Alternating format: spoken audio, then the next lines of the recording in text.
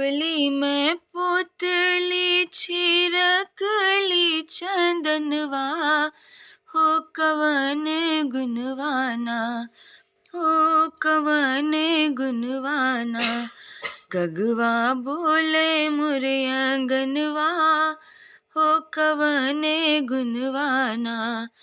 कगवा बोले मोरे आंगनवा, हो कवन गुनवाना। लिपली मैं पोतली छिरकली चंदनवा, हो कवन गुनवाना, हो कवन गुनवाना। कगवा बोले मोरे आंगनवा, हो कवन गुनवाना। कगवा बोले मोरे आंगनवा, हो कवन गुनवाना। चढ़ते कुवार हुई है मैया के आवनवा, हो वही हो गुनवाना। चढ़ते कुवार हुई है मैया के आवनवा, हो वही रे गुनवाना। कगवा बोले मोरे आंगनवा, हो वही रे गुनवाना। कगवा बोले मोरे आंगनवा, हो वही रे गुनवाना। जो हम जनती हुई है मैया के आवनवा, हो अंगनवा बीचेना, हो अंगनवा बीचेना। हमरो पवती जवनवा, हो अंगनवा बीचेना।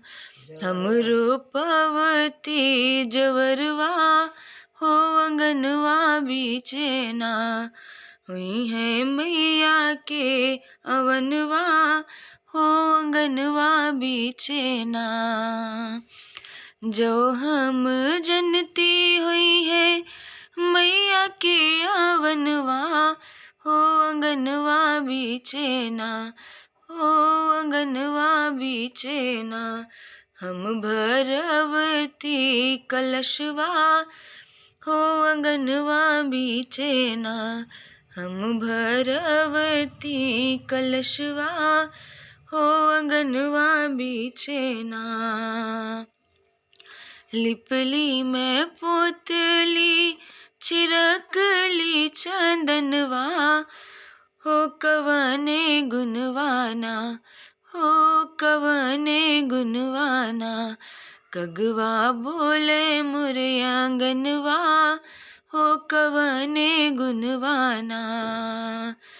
जो हम जनती हुई है मैया के आवनवा, हो अंगनवा बीचेना, हो अंगनवा बीचेना। हम चौक पुरवती, हो अंगनवा बीचेना।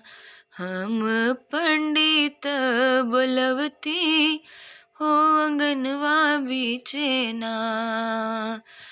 जो हम जनती हुई है मैया के आवनवा, हो अंगनवा बीचेना, हो अंगनवा बीचेना।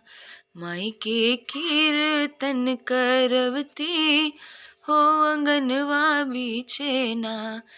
माई के पचरा गववती, हो अंगनवा बीचेना। मैया कन्या पूजवती, हो अंगनवा बीचेना। लिपली मैं पोतली छिरकली चंदनवा, हो अंगनवा